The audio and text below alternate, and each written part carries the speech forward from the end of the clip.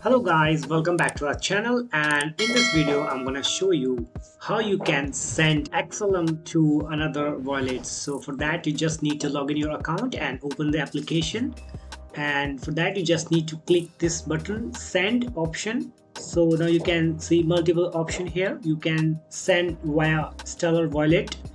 If you have the QR code, so you can scan here and you can directly pay to the scanner, and you can pay also on the phone number if you have the particular phone number, so you can send via phone number. And also you can use email address to send XLM to another wallet.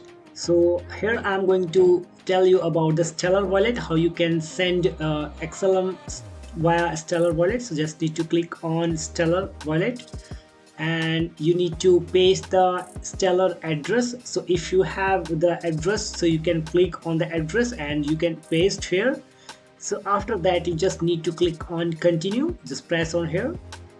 So after that you just need to put the amount, what amount of XLM you want to send to that that particular person. So just click on any amount that you want to send, and now you can click on continue and you can send XLM to particular person. If you want to send all your XLMs, just click send max.